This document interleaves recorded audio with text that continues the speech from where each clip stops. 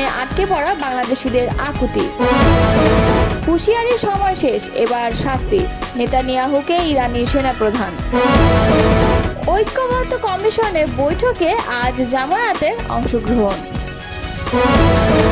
দেশে ফিরছেন তারেক রহমান, গুলশানের 196 নম্বর বাড়িতে প্রস্তুতি শেষ পর্যায়ে। এতক্ষণ শুনছিলেন সংবাদ শিরোনাম, এবারে বিস্তারিত।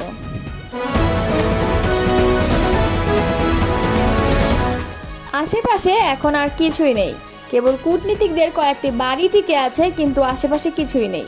আমার বাসাও ঘুরিয়ে দিয়েছেন, অনেকেই ফোন করে কান্নাকাটি করছেন, বলছেন এখানকার পরিস্থিতি ভালো না, তাই আমাদের বাঁচান। ইরানে টানা 6ষ্ঠ দিনের মতো হামলা অব্যাহত রেখেছে ইসরায়েল। একের পর এক বোমা বিস্ফোরণে কেঁপে উঠছে তেহরান। এ অবস্থায় জীবন বাঁচাতে দলে দলে রাজধানী ছাড়ছেন ইরানের বাসিন্দারা। গত কয়েকদিন ধরেই রাস্তায় তীব্র যানজট সৃষ্টি হতে দেখা যাচ্ছে। এদিকে অসংখ্য মানুষ গাড়িতে করে শহর ছাড়তে যাওয়ার পেট্রোল পাম্পগুলোতেও জ্বালানি তেলের সংকট তৈরি হয়েছে। ঘন্টার পর ঘন্টা অপেক্ষা করেও অনেকে তেল পাচ্ছেন না। এমন পরিস্থিতিতে তেহরান থেকে বের হওয়ার জন্য বাংলাদেশ মিশনের সঙ্গে যোগাযোগ করেছেন সেখানে অবস্থানরত অনেক বাংলাদেশি। ইরানের রাজধানী তেহরানে সোমবার ইসরায়েলের হামলায় সেখানকার বাংলাদেশ দূতাবাসে কর্মরত কর্মকর্তাদের বাসভবনও ক্ষতিগ্রস্ত হয়েছে। এর মধ্যে অন্তত একজন কর্মকর্তার বাড়িঘর ব্যাপকভাবে ক্ষতিগ্রস্ত হয়েছে বলে জানা যাচ্ছে। তবে হামলার সময় ওই কর্মকর্তা বাড়িতে না থাকায় প্রাণে বেঁচে গেছেন। তেহরানে বাংলাদেশ দূতাবাসের কর্মকর্তারা মূলত জর্ডান নামের একটি এলাকায় বসবাস করেন, যেটি পড়েছে তেহরানের 3 নম্বর জেলায়। ওই এলাকায় ইরানের রাষ্ট্রীয় টেলিভিশন ভবন সহ বেশ কিছু গুরুত্বপূর্ণ স্থাপনা রয়েছে, যেগুলোতে সোমবার ঘোষণা দিয়ে হামলা চালিয়েছে ইসরায়েল। হামলার আগে বাসিন্দাদের সরে যেতে বলা হয়েছে। এতে প্রাণহানি কিছুটা কম হলেও ক্ষতিগ্রস্ত হয়েছে অসংখ্য স্থাপনা। সোমবার দুপুরে তেহরানের 3 নম্বর জেলায় ইসরায়েলি সেনারা হামলায় ঘোষণা দেওয়ার পর সেখানকার বাংলাদেশ মিশনে কর্মরত কর্মকর্তা কর্মচারী সহ বাংলাদেশি নাগরিকদের সবাইকে ওই এলাকা থেকে সরে যাওয়ার নির্দেশ দেয় ঢাকা। এরপর তেহরানে অবস্থিত বাংলাদেশের দূতাবাস কমপ্লেক্স ছেড়ে যান সেখানকার কর্মীরা। যদিও বর্তমানে তারা তেহরানের অন্য এলাকায় অবস্থান করছেন, কিন্তু ইসরায়েলি হামলার ব্যাপ্তি ক্রমেই বাড়তে থাকায় এখন নাগরিকদের তেহরানের বাইরে সরিয়ে নেওয়ার পরিকল্পনা করছে পররাষ্ট্র মন্ত্রণালয়। আমরা তাদের নিয়ে উদ্বিগ্ন, যারা তেহরানে আছে তারা হামলায় ক্ষতিগ্রস্ত হওয়ার আশঙ্কার মধ্যে আছে। তাদের এবং আমাদের দূতাবাসে যারা কাজ করছেন তাদের জন্য এখন কাজ করছি যেন তারা নিরাপদে থাকতে পারে। মঙ্গলবার বিকেলে ঢাকায় এক সংবাদ সম্মেলনে বলেন ভারপ্রাপ্ত পররাষ্ট্র সচিব রুহুল আলম সিদ্দিক। তেহরানে বর্তমান যে 400 মতো বাংলাদেশি অবস্থান করছেন তারা সবাই অক্ষত রয়েছেন বলে জানিয়েছে পররাষ্ট্র মন্ত্রণালয়। তেহরানের বাইরেও কিছু কিছু শহরে হামলার ঘটনা ঘটেছে, ফলে সেসব জায়গা থেকে অন্যকে যোগাযোগ করে নিরাপদ স্থানে সরিয়ে নেওয়ার জন্য আকুতি জানাচ্ছেন কর্মকর্তাদের কাছে। জরুরি প্রয়োজনে তারা যেন যোগাযোগ করতে পারেন সেজন্য হটলাইন চালু করেছে তেহরানস্থ বাংলাদেশ দূতাবাস। সেই সঙ্গে ঢাকাতেও আরেকটি হটলাইন চালু করা হয়েছে। ইরানের সশস্ত্র বাহিনী chief of staff major general Abdur Rahim Musavi ঘোষণা করেছেন দখলদার ইসরায়েলি শাসনের বিরুদ্ধে শীঘ্রই শাস্তিমূলক অভিযান শুরু করতে যাচ্ছে ইরান। মঙ্গলবার রাতে এক ভিডিও বার্তায় তিনি বলেন, ইরান এখন পর্যন্ত যে পাল্টা হামলাগুলো চালিয়েছে সেগুলো মূলত সতর্কবার্তা এবং প্রতিরোধমূলক ছিল। প্রকৃত শাস্তিমূলক অভিযান এখনও শুরু হয়নি। মঙ্গলবার এক প্রতিবেদনে এ খবর দিয়েছে তাসনিম নিউজ। তিনি বলেন, যেসব সামরিক অভিযান আমরা এখন পর্যন্ত চালিয়েছি তা শুধুই হুঁশিয়ারি। ইসরায়েলি আগ্রাসনের প্রতিক্রিয়ায় এখন শাস্তির পালা আসছে। ভিডিও বার্তায় মুফতি ইসরায়েল অধিকৃত ফিলিস্তিনি ভূখণ্ডের অধিবাসীদের, বিশেষ করে তেল আবিব ও হাইফার বাসিন্দাদের উদ্দেশ্যে হুঁশিয়ারি দিয়ে বলেন, জীবন বাঁচাতে এসব এলাকা ত্যাগ করুন। বেনিয়ামিন নেতানিয়াহুর পশুত্বসুলভ আকাঙ্ক্ষার বলি হবেন না।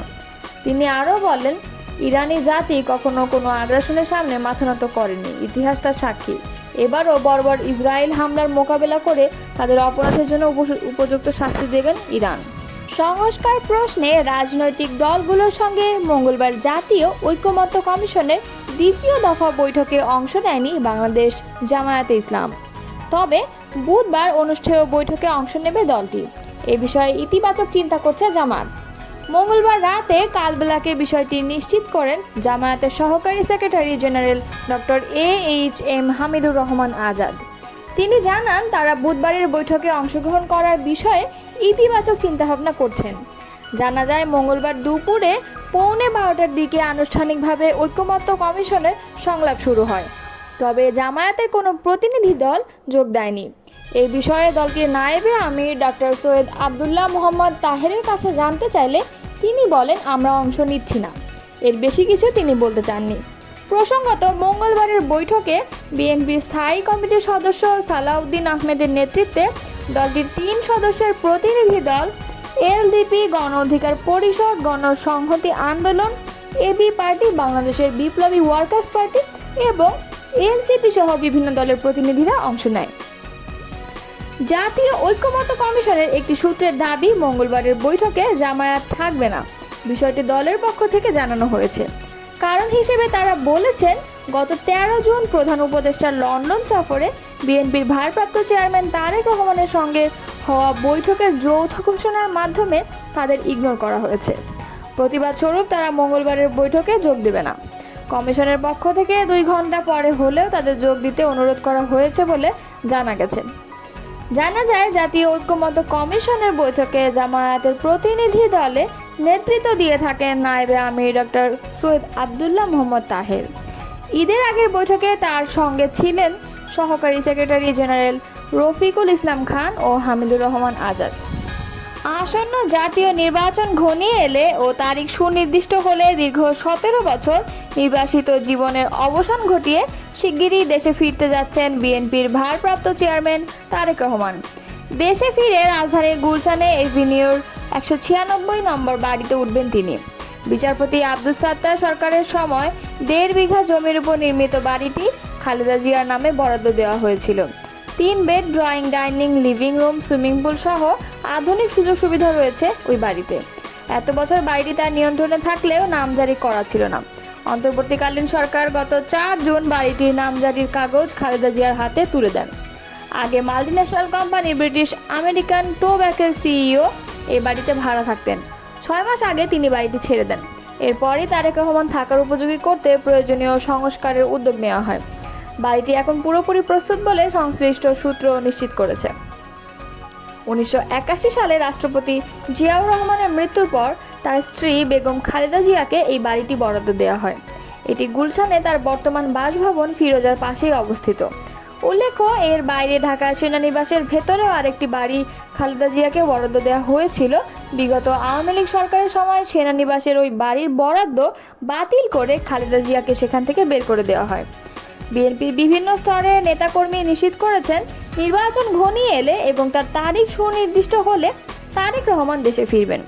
ইতিমধ্যে তার স্ত্রী ডাক্তার জোবাইদা রহমানও লন্ডনে ফেরার আগে বাড়িটি ঘুরে দেখে গেছেন।